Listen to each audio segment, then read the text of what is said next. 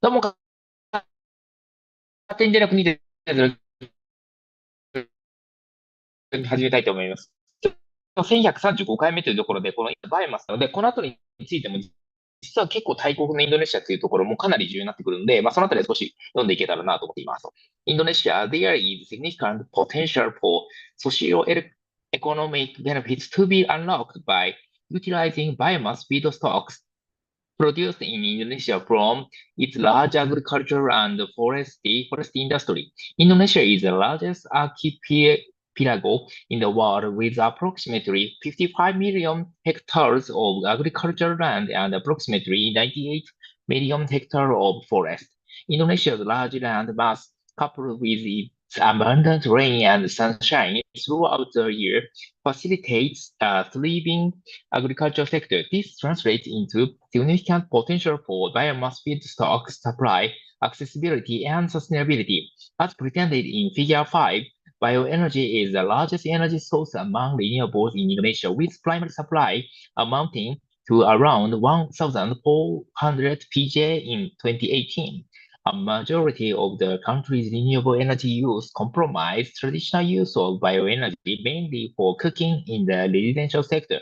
In the country's rural areas and remote islands, which is the major driving force for forest degradation, leading to substantial GHG emissions. The supply of bioenergy has decreased since its peak of 2014 PJ in 28, as access to electricity has improved in rural areas. Total primary energy supply in Indonesia 1990 to 2018。これ見てみるとですね、まさにコールっていうのがガーンと増えていて、実際このところでもオイルっていうところも、もともと多い状況であると。これに対してウィンドと再エネっていうところも増えている中でも、このバイオフューエルとかバイオっていうところも実は結構な量があるというところですね。While its demand for energy continues to grow, Indonesia risks relying more on fossil fuels such as coal, natural gas, and oil in its energy mix. To set a course for climate-compatible pathways, it is of critical importance to reverse this trend and embark on the energy transition in which bioenergy plays an essential role. Potential bioenergy pathways identified through the whole push and pull factors outlined in Section 2, and that include the identification of potential biomass feedstock, the type of biofuel conversion process, and potential for final application are presented below. Bioenergy pathways identifying available biomass feedstocks in Indonesia, palm oil meal, effluent, as the world's leading producer and exporter of palm oil, green palm sustainability, palm oil is expected to constitute a major part of the agricultural economy in Indonesia. The sustainability of biodiesel derived from palm oil remains a matter of debate. Yet, while palm oil plantations have been developed primarily for the purpose of meeting the growing demand for edible oil, palm oil can be also used in many different applications such as personal care, cosmetic, and pharmaceutical, as well as industrial oil such as lubricants and surfactants. This study explores the use of palm oil meals, effluent pomade, generated around the value chain in the energy system as a potential biomass feedstock. Box, deforestation, and agricultural commodities. Historically, emissions from land use change, principally those associated with deforestation and expansion of agricultural production for food, are estimated to have contributed roughly one-third of accumulated anthropogenic carbon emissions. Conversion from forests to agricultural land was most prevalent in the temperature climate domain until the late 19th century. Since then, the tropical rainforests have become the focus on deforestation. In the last 3 decades, as an estimated 420 million hectares of the forest has been lost to deforestation, of which more than 90% was in the tropical domain. Indonesia ranked second in terms of the net loss of forest cover, losing 26 million hectares during the same period after Brazil, which lost 92 million hectares. Large-scale commercial agriculture, primarily cattle ranching and cultivation of soybean and oil palm, and local subsistence agriculture are the two most prevalent drivers of deforestation, accounting for 40% and 33% respectively. In Indonesia, oil palm plantations have expanded by around 14.7 million hectares, accounting for 23% of the country's forest loss between 20 and 2016. Although the establishment of oil palm plantation is primarily driven by the global edible oil market, the production of biofuel has to some extent contributed to the conversion of forests. While the REDD plus and reducing emissions from deforestation and forest degradation program is being carried out under UNFCCC with the aim to provide financial incentives for developing countries to reduce deforestation. Another notable milestone to address deforestation is the New York Declaration on Forests, NYDF, which was launched at the UN Climate Summit in 2014 and endorsed by more than 200 governments and organizations. It sets out 10 goals with the aim to ultimately halt deforestation by 2030. Goal 2 is to support and help meet the private sector goal of eliminating deforestation from the production of agricultural commodities such as palm oil, soy, paper, and beef products by no later than 2020. According to the 2020 Goal 2 Progress Assessment Report of those companies exposed to forest risk assessed by the Forest Trend Supply Chain Initiative and Global Canopies Forest 500 project, more than half had made public commitments to address deforestation. It also found that companies in the palm oil and pulp and the paper sector in Southeast Asia are consistently more advanced than their counterparts in cattle and soy supply chain in Latin America. The report also concluded that in 2018, 81% of Indonesian palm oil exports were derived from a small number of companies that had adopted no deforestation, no peat, and no exclamation NDPP and practice. However, several challenges remain in order to effect real change toward halt to deforestation. These include, amongst others, making companies commitments workable by strengthening vertical integration with their subsidiaries and suppliers, as well as promoting landscape scope or jurisdictional approaches whereby biofuel market stakeholders are also horizontally integrated in the sustainability governance framework. POME is a high concentration wastewater discharged from palm oil mills. It has a BOD value of 30,000 to 50,000 milligram per liter and a COD value of 30,000 milligram per liter, which is 500 to 800 times higher than that of public sewage in Thailand. The most common method to treat POME is the open ponding system.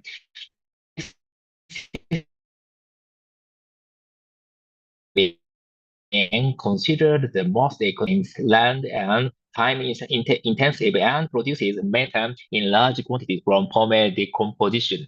Channeling POME into land application or water bodies has proved detrimental to vegetation, to aquatic environments if it does not meet environmental standards set by the government. To mitigate water pollution, a growing number of mill operators are adopting covered lagoon systems to capture methane and convert it to carbon dioxide by flowering. However, putting up covers or lagoons alone does not lower the BOD value of POME to environmentally acceptable levels. So mill operators are required to take further additional measures such as membrane treatment and active carbon treatment. Current practice for POME treatment is utilizing lagoon systems, which consist of several series of lagoons and aerobic sedimentation that 1 hectare wide over more than 3 to 5 meters deep to decrease the organic pollutant concentration. Due to the financial burden, many mill operators have not yet adopted this approach. Biogas plants with covered lagoon systems are predominantly used in Indonesia due to their lower investment costs compared to other types of digestion processes. Some factors triggering the development of biogas in Indonesia include the clean development mechanism and feed-in tariffs for electricity. However, the following points were noted. Carbon price has plummeted due to changes to national electricity price regulations. Selling electricity is no longer financially attractive, and palm oil mills are mostly located in remote areas, far enough from the nearest electricity grid to make financing difficult. Most of palm oil mills also have sufficient energy supply to run their facilities by utilizing on-site residues such as mesocarp fiber and palm kernel shell as fuel for boilers.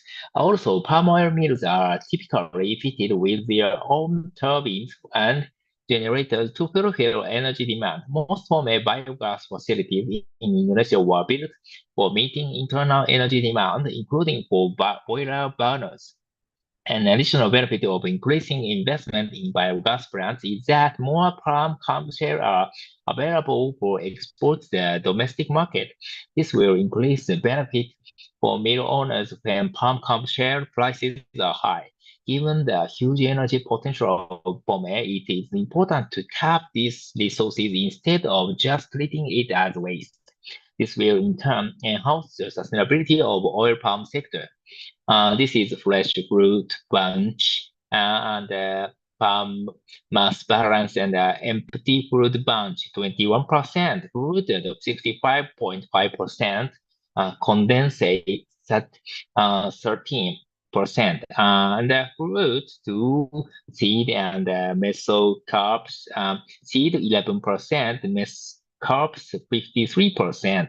And wasted water is 40%, wasted distillate 50%, kernel 5%, palm kernel shell 6%, and kernel to palm kernel oil, palm kernel meal, and 2%, and crude palm oil 24%, mesocarp fiber is 14%, palm oil meal effluent 58%, very large.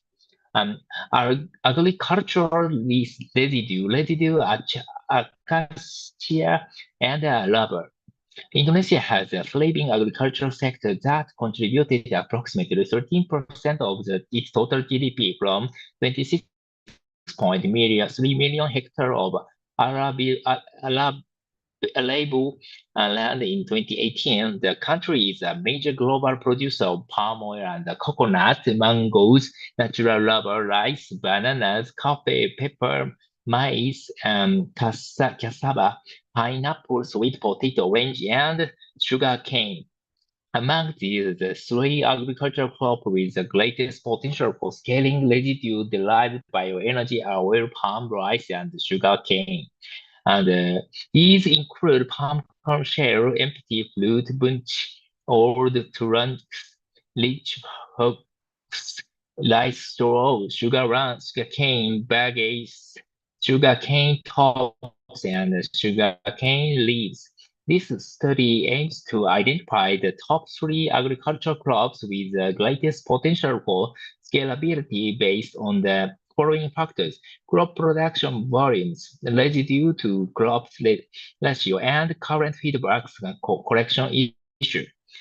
And this will help policymaker and a business operator to concentrate their human and financial resources on the pathways with the highest likelihood of successful deployment at commercial scale. In Indonesia, solid residues derived from palm oil, rice, and sugarcane production have the greatest potential. These include palm kernel shell, empty fruit bunch, old palm trunk, rice straw, rice husk, sugar cane bagasse, tops and leaves as an example of biomass feedstock not being utilized to its full potential in Indonesia. It is common practice for old palm trunks and fronds to be left on the ground of plantations to rot as mulch to maintain soil moisture and suppress weed growth. This is a popular practice as it is the cheapest and least labor-intensive way to treat abundant plantation waste. Indonesia produced over 80 million lipo of the industrial roundwood for sawn timber, plywood, pulp, and other fiber materials, and another 40 million of wood fuel, mainly for traditional cooking in 2019. Through the wood value chain, large volumes of residue and waste are generated in various forms such as tree tops, branches, low-grade trees, barks, sawdust, and residential roundwood following processing into sawn lumber. These residues can be used as feedstock for bioenergy. However, this study focused on woody biomass that can be sourced from plantation forests, as more in-depth analysis would be needed to assess whether wood extracted from natural forests can be considered as a sustainable feedstock. The major plantations in Indonesia are natural rubber and acacia spanning 3.64 million hectares and 1.6 million hectares. Respectively, Indonesia is the second largest producer of natural rubber in the world. It takes 7 years for the rubber tree to reach a productive age. Thereafter, it can produce for up to 25 years, at which point natural rubber trees are cut down and replanted. Cut rubber wood can be processed into various types of variable wood materials, but processing residues can also be used as bioenergy feedbacks. Tim, Gam, and Tam have determined that the energy content of rubber wood can be as high as 40 gigajoule per hectare per year. Acacia is also widely planted to produce wood chips for the pulp and paper industry. It is one of the fastest growing tree species, which is cut down every 7 years and replanted on a rotational basis. Cassava pulp. Indonesia is the world's fourth largest producer of tapioca, which is a starch extracted from the cassava root. The production of tapioca starch in Indonesia is reported to be approximately 2 million tons per year, with a total plantation area and around 1.2 million hectares. Cassava pulp is a solid waste byproduct of the starch production process. It has a high starch content, 50 to 60% dry basis, causing an environmental problem with disposal. Cassava pulp contains large amount of carbohydrate, which is favorable for biogas production. Indonesia's potential biomass energy sources selected available bioenergy feedback.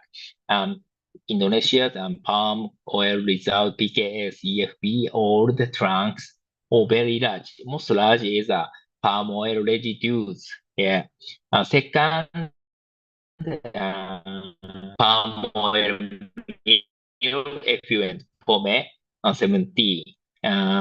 Third, rice husk, rice straw 40%, 40. Fourth, rubber 12. This study assumed that the year-on-year increase in quantity of these available feedstocks will be achieved at a rate of 1.1% from 2025 to 2030 and 0.3% from 2030 to 2050, given assumed increase in production. Throughout this period, no land use change would occur, with a view to halting deforestation, owing to increased yield per unit of land and residue to crop production ratios remains constant. Yield increases can be made possible by adopting new farming technology such as mechanization, cultivar improvement, precision agriculture, as well as digital monitoring and weather forecasting. It is worth noting that demand from conventional use of the residue for animal feed and bedding, the acacia for pulp and paper and rubber for timber and furniture is deducted from the total quantity available.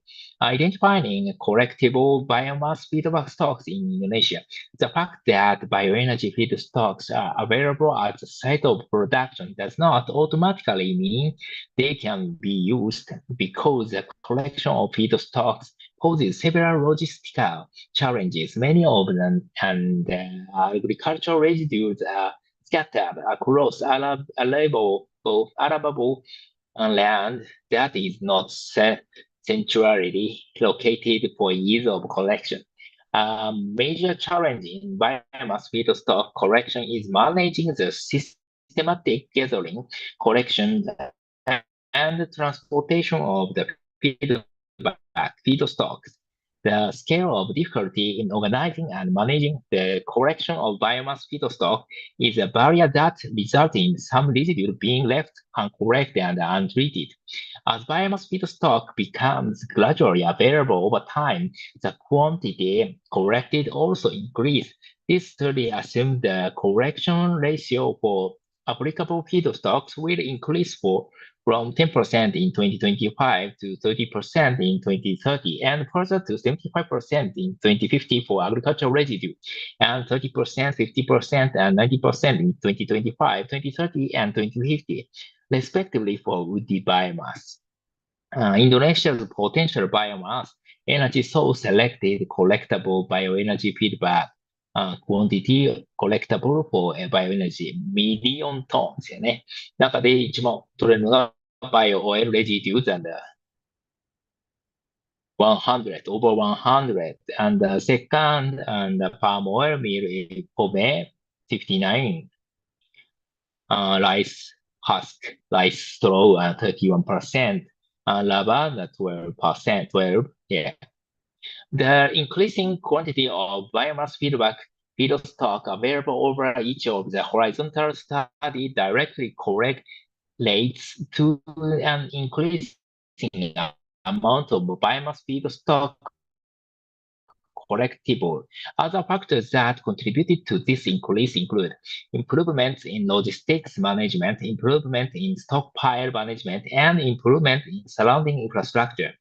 The biomass feedstock collectibility is then converted to petajoules (PJ) in the table below and presented as the estimated potential available primary bioenergy supply in Indonesia for each identified biomass feedstock. Indonesia's potential primary bioenergy supply selected collectible bioenergy feedstock. Indonesia's energy mix. As the final step in mapping bioenergy pathways, the most substitutable end-use markets for bioenergy penetration in Indonesia are analyzed. The industry and transport sector consume approximately 67% of Indonesia's energy and provide concentrated nodes of energy demand, while fuel substitution should be facilitated in a move toward a low-carbon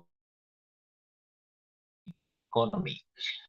Indonesia's energy mix and the usage of conventional 4% and only 5% electricity, transport 35%.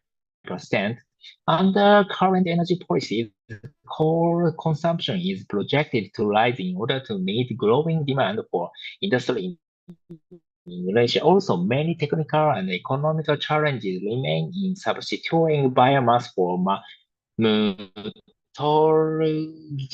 coal used in the cement making process is considered a substitutable demand due to its presence. Indonesia's energy mix target for 2022 by 2050.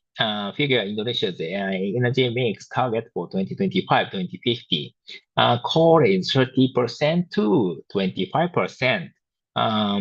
Petroleum 25% to 20%. Renewable energy 23% and up to of coal and natural gas has considerably increased in the last decade and is expected to grow further and the current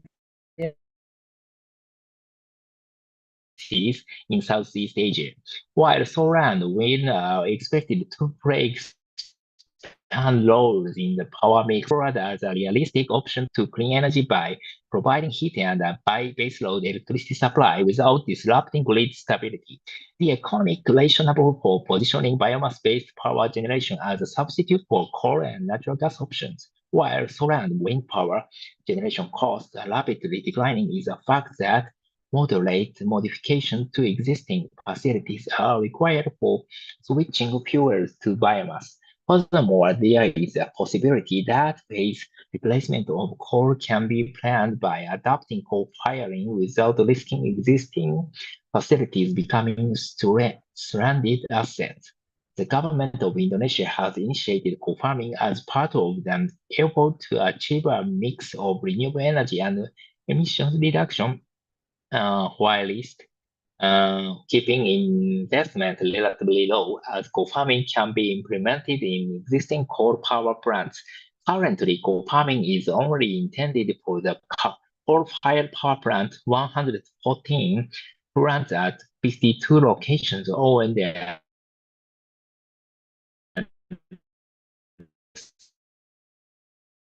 owned entity. Unrestricted of scheme is expected to include coal-fired power plants owned and operated by independent power producer IPPs.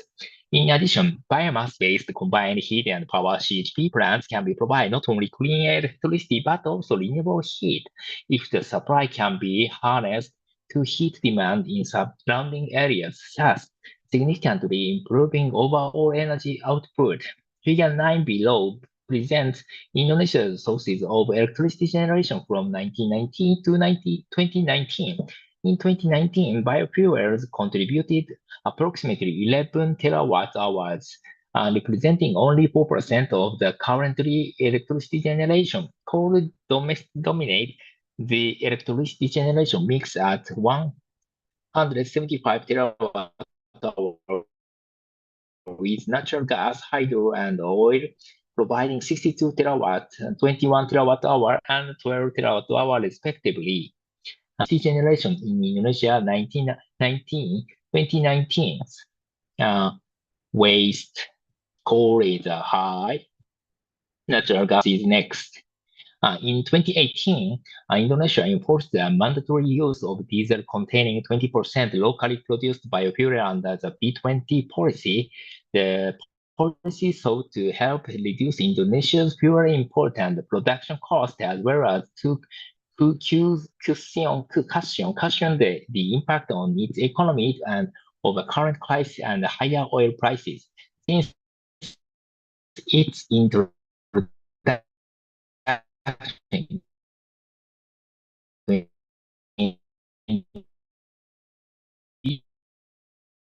policy has achieved drastic growth in consumption of 23% between government increases the blend rate of biodiesel to 30% under the B30 policy starting from January 2022, further reduce its fuel imported bills and increase domestic palm oil consumption.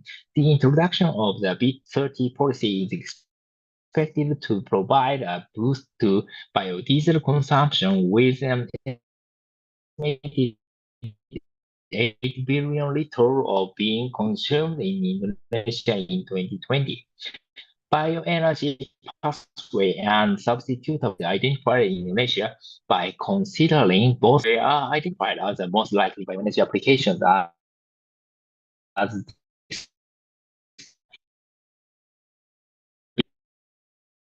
below.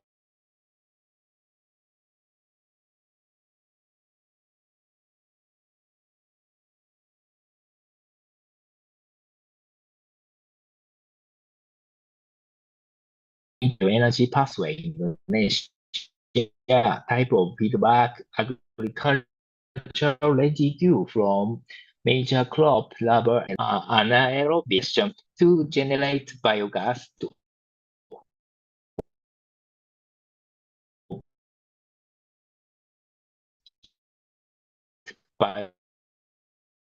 boilers and CHP plants. Substitutable market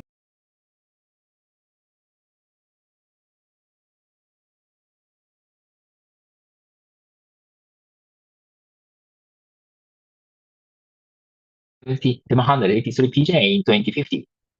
For industrial heat generation focuses on replacement of brown coal with biomass in heat boilers. Brown coal is mostly consumed in non-metallic mix and the pulp and paper industry in Indonesia. In 2017, the total amount of brown coal consumed in the industry sector was over 330 PJ. Indonesia has a substantial cooking coal consumption for iron and steel and non-ferrous metals. Biomass at steel-making plants has been demonstrated, but it's still not widely commercialized in the region. Such sources of demand are selectively included in the mid-long-term horizontal assessment. This study assumes that biomass can be used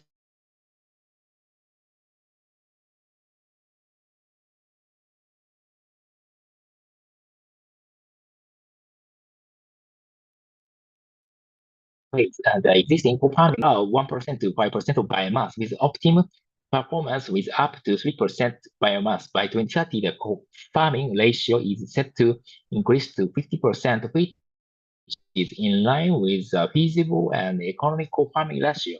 The cost of retrofitting with rise when the co-farming ratio exceeds 20%. Therefore, in the long term, we assume standalone biomass bioboilers will be deployed over time until 2050, which will then unlock further potential for biomass utilization and increase the replacement ratio to 75%. The substitutable market is evaluated at 20 PJ, 95 PJ, and 696 PJ by 2025, 2030, and 2050, respectively. Bioenergy pathway 2, direct conversion for combined heat and power generation focused on replacing coal with biomass in GHP plants. In Indonesia, most coal consumption is met by sub-bituminous coal, except for coking coal in metal production. Biomass can replace coal, which can then be used as the energy source for CHP plants, providing the highest overall conversion efficiency. For Indonesia, this pathway aims to replace coal consumption in industry used to produce heat and power, which totaled 8,861 PJ in 2017, or equivalent amount used in the power sector. In the short term, this study assumes there will not be any CHP capacity built and complete by 2025. In the medium and long term, with new built biomass CHP plants, this analysis assumes that 15% of coal-fired heat boilers or power plants will be replaced by biomass-fueled CHP plants in 2030, increasing to 75% in 2050. The substitutional market is evaluated at 135 and 1,065 PJ by 2030 and 2050, respectively. Bioenergy pathway 3, anaerobic digestion to generate biogas for both heat boilers and CHP plants focused on replacing natural gas with biogas in heat boilers in the short term and CHP plants in the medium and long term. In 2017, 193 PJ of natural gas was used to produce heat in the industrial sector, mainly in chemicals and petrochemicals. And a third of this was used to produce electricity in industry plants. For pathway 2 and 3, the demand for heat and power included in this analysis will be limited to only large industrial facilities, such as large refineries or petrochemical products. palm oil and sugar industries, or large industrial parks for downstream manufacturing and processing, where the future heat demand is clustered and can be met by the gas farm, steam, or gas-fueled CHP plants with the electricity supply connected to power grid. In the short term, this study assumed that 5% of the natural gas consumed in heat boilers can be replaced by biogas by 2025. In the medium and long term, with a new built biogas CHP plants, this analysis assumes that 15% will be replaced by biogas-fueled CHP plants in 2030, increasing to 75% in 2050. The substitutionable market is evaluated to add 13 PJ, 49 PJ, and 403 PJ by 2025, 2030, and 2050, respectively. The analysis conducted as part of this study identified that in the short and medium term, biogas from pomme and cassava pulp can act as a substitutable energy source for natural gas. However, due to limiting factors such as accessibility and collectability, biogas generated from pomme and cassava pulp feedstock can only act as a substitutable energy source for 9%, 32 PJ of demand by 2050. That's all.